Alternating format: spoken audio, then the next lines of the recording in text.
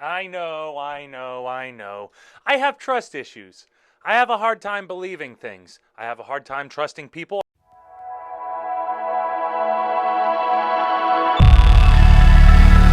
I have a hard time trusting the information that's put out to us because every couple of days you get one piece after one piece after one piece after one piece, and you realize once you put all of these pieces together, they don't fit.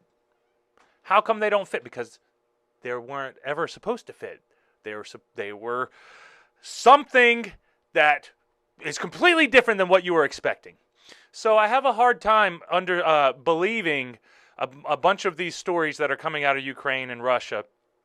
But I wanted to share this story because it was the Ukrainian ambassador shared it. It was a text message from a Russian soldier.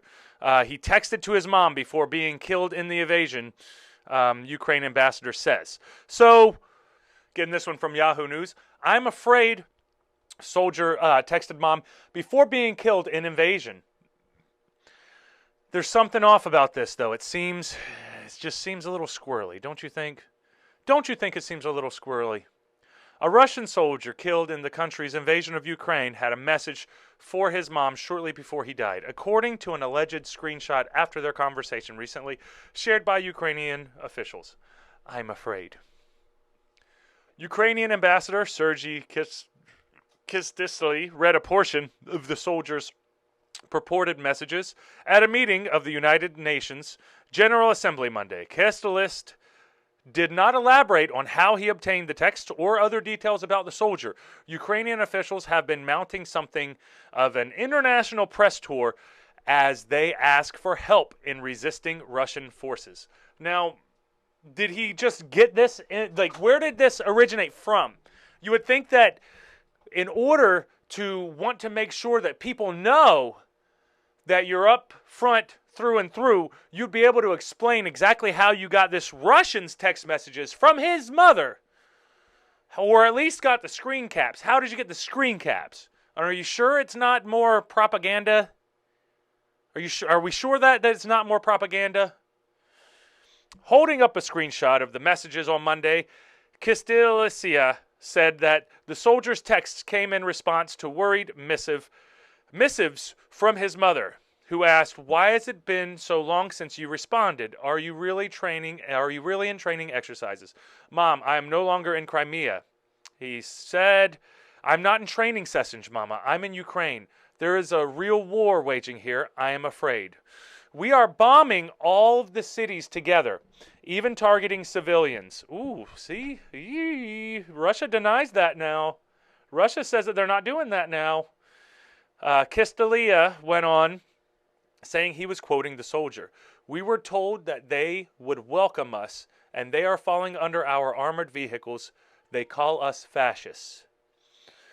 The last text Kyslytsya read was, "Mama, this is so hard."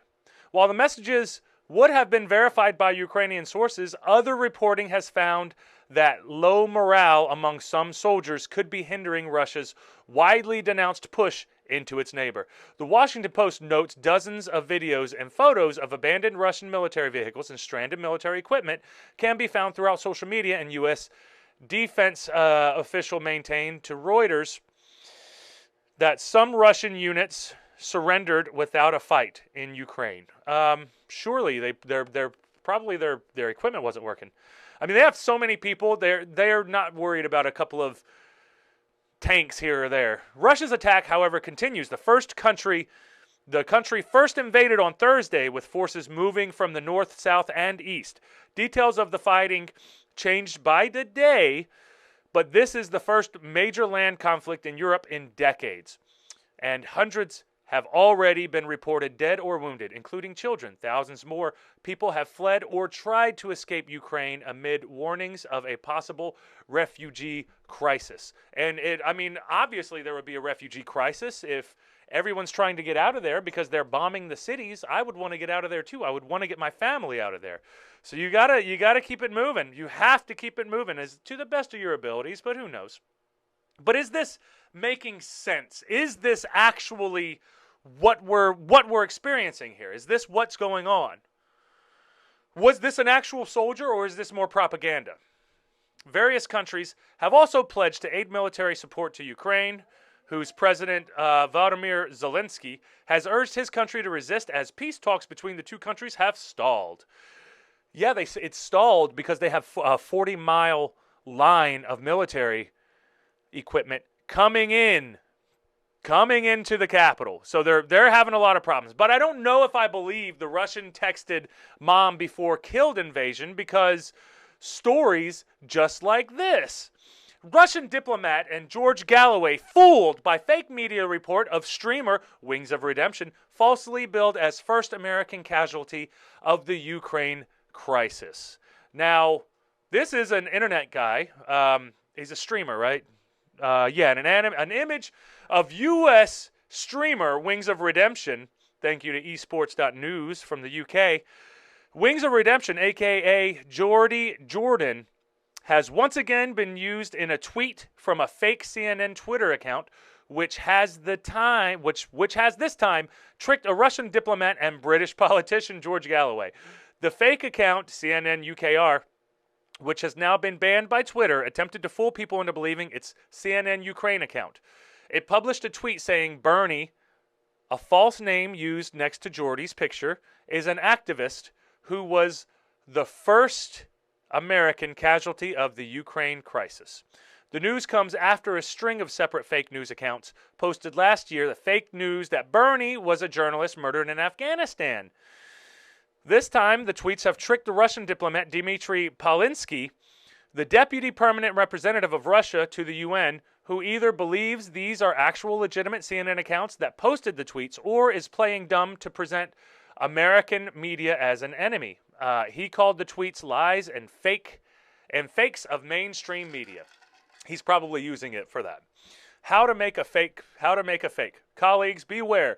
The main battle is not in Ukraine. It is with lies and fake MSM. This is what I'm talking about, man. Everything is so fake. How do we know? By sitting on our happy little asses on a laptop with the webcam, talking about all of the world's activities. How do you really know? It's hard to tell. Do we have our fact checkers out there double checking to see if Wings of Redemption is out in Ukraine? Probably. He's probably not, though. Unbelievable, CNN reported. Journalist Bernie Gores died once in Afghanistan and again in Ukraine. Not only did he not die, CNN used a fake name. His real name is Jodie Johnston, and he's a famous YouTube gaming streamer. Here he is, same photo, good reporting, CNN. Well, there we go. It's fake. It's fake, it's fake, it's fake. Others were also fooled by the troll accounts, including George Galloway, a British politician and broadcaster, currently produces content for RT in UK, TV news channel based in the UK, which is part of RT Network, a Russian state-controlled funded network. The news prompted an actual CNN member to staff to come out publicly deny the validity of the reports. We are not getting any real reports here, guys. We don't know what the hell is really going on. It's so hard to tell. It's so hard to tell. So who do you believe? Do you believe the people who are telling you what to think? Because there's a lot of people in the mainstream media who are trying to tell you what to think and how to think. All we can do is look at history, try to research as much history as we can.